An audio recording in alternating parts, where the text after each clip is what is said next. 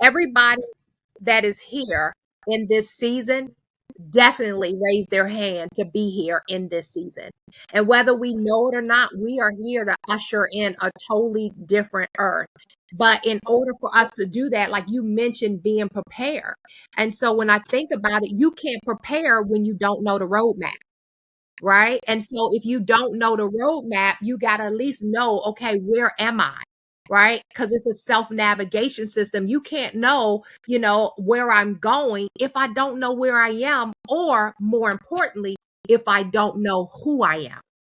And so I think in this season, especially when it comes to our money, and life in general, we're having an identity crisis. Right. And so identity profoundly impacts money. Right. Because how we see ourselves dictates how we earn, it dictates how we spend, it dictates how we save, it dictates how we invest our money. And so identity isn't just about your personal characteristics.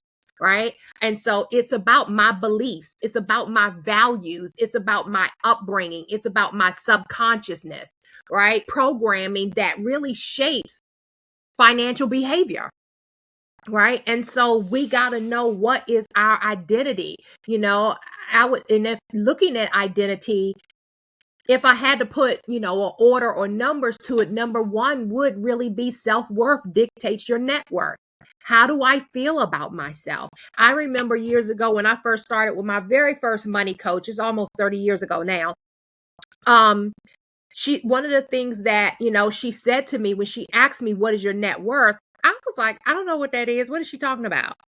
Right. And I had a college degree in accounting and still didn't know, because accounting teaches you how to manage or master everybody else's money. It does not teach you about your own. And so I had to figure out, what is my identity as a woman? What is my identity as a Black woman? What is my identity as a human being here, in the earth? And I realized how much of my identity at that time was attached to the programming that I had, and it showed in my money.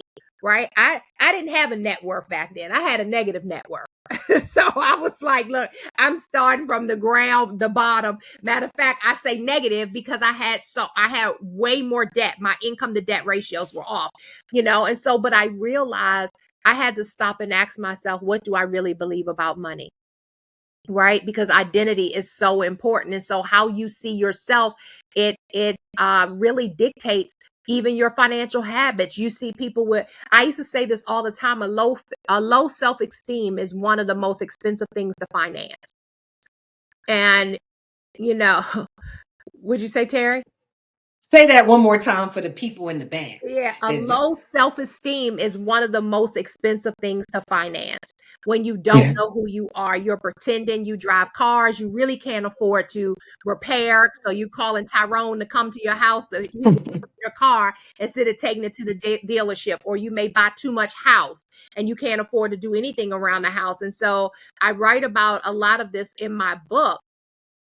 Born to Multiply. So much of how we deal with money, how we think about money, what our habits are, our identity is still rooted and grounded to an enslaved people.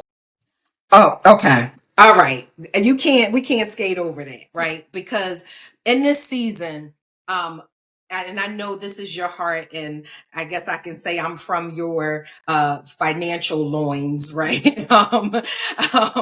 We're not just here because it's another thing to do. Right. Like, it is our heart that our people, since it's been made about our people, we have been spotlighted, right? Right now we are on we're on the main stage right now, right? And I'm not going to talk about how we're generally on the main stage in terms of wide disparities in education and finances and housing and all of the things, but right now our folks are going to be impacted greatly.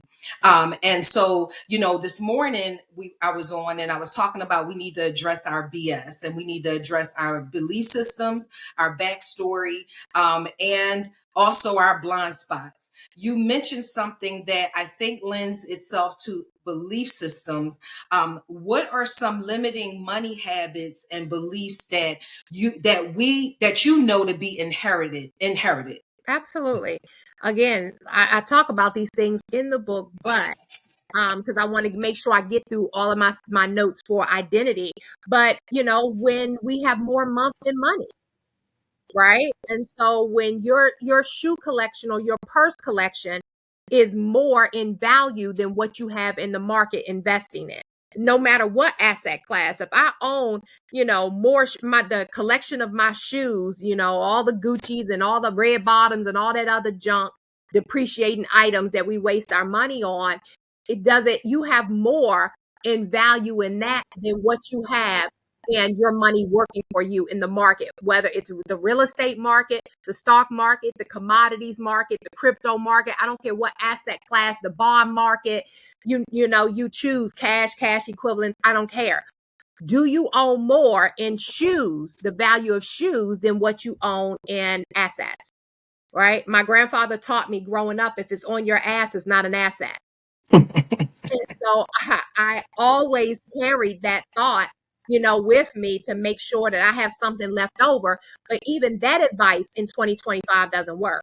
And so in order for us to have an unlimited flow of resources, including money, we got to clean up the areas of our life that doesn't lend to abundance in all its forms. And, for me, number one of that really is identity. We waste our money on just things that become a distraction for us because we don't know who we are and who we think we do. But if you're not moving when he tells you to move, do you really believe? Yo, we could have talked for days, but because we want you to join us next Tuesday for another episode of Terri Talks, that's it for today.